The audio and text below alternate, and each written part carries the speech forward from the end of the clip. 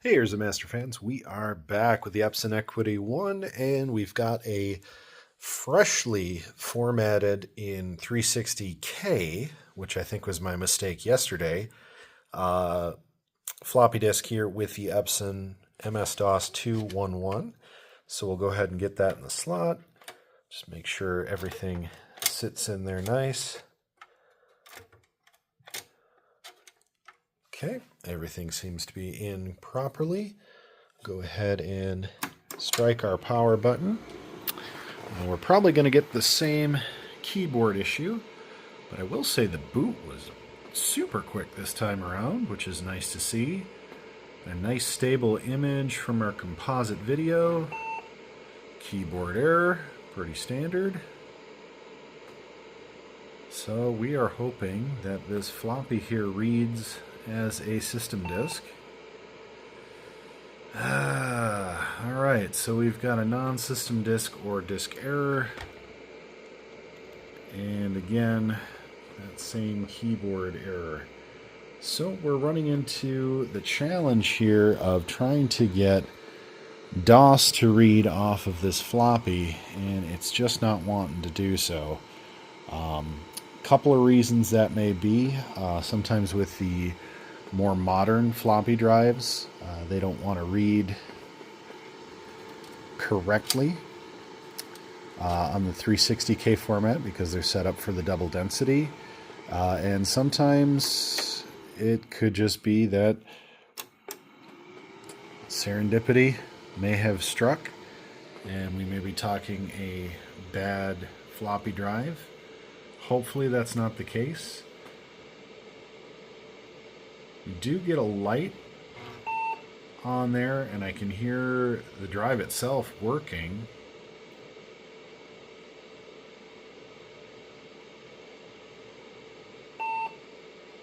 Yep.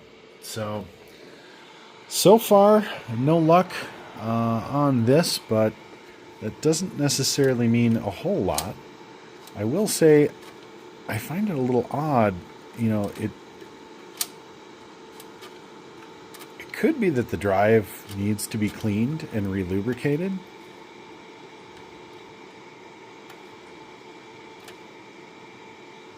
But to be honest, I don't know about these older drives that much.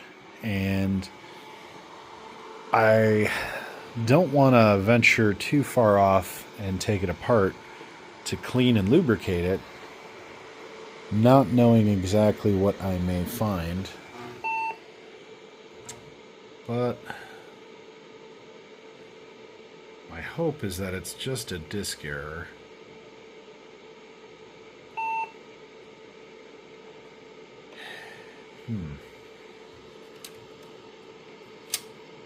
Let's try. Okay, so we've got a good lock. Okay. That made a nice audible click that time. So I'm going to give it one more shot here. Again, I'm really impressed with how stable the image is, given this capacitor not being, you know, the ideal capacitor replacement. But you can see we've got the light on the drive, which suggests that it's trying to read. But then we've got a diskette error.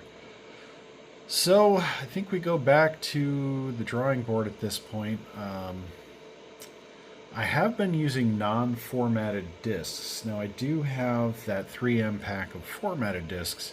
I think that may be the next step, is to try a pre-formatted disk and go ahead and get our files written to that.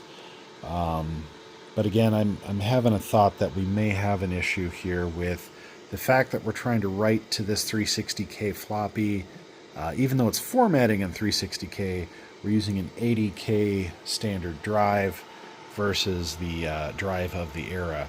But we're going to keep going, keep giving it a shot, because now that we know that our card here works, we definitely want to try and get this system workable.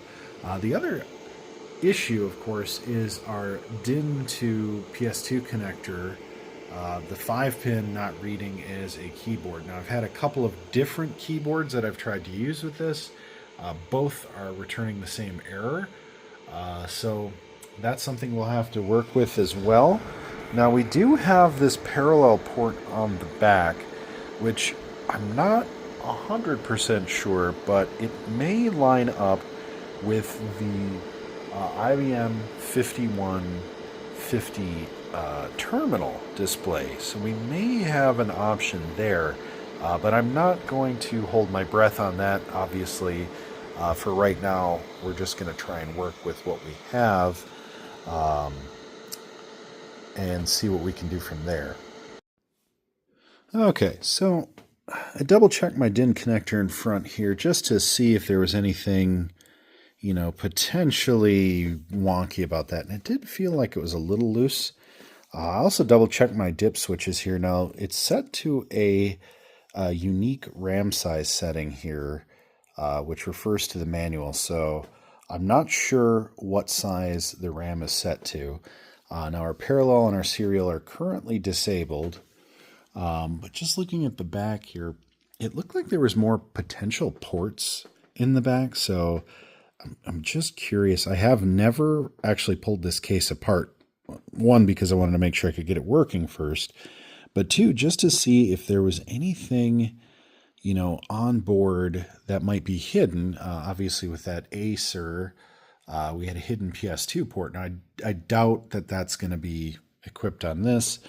But there's always some pause. Now, I also read up on some of the manual information that the daughter board here does actually offer support for other IBM compatible components. Now, I do have that IBM PS2 hard drive, which potentially could be usable in the system. Now, I don't know that for sure, and before I got that, I'll have to do more research. But the connector does look to be pretty similar to the riser card in that IBM PS2. So we're going to keep that on the back burner for now, just as a future possibility. But I do want to just take a look at the front of the computer with this operational.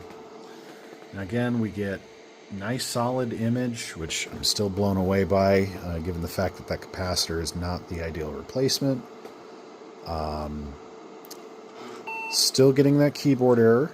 But you can see we do get the LED on our floppy drive, which tells me that I believe it's at least attempting to read.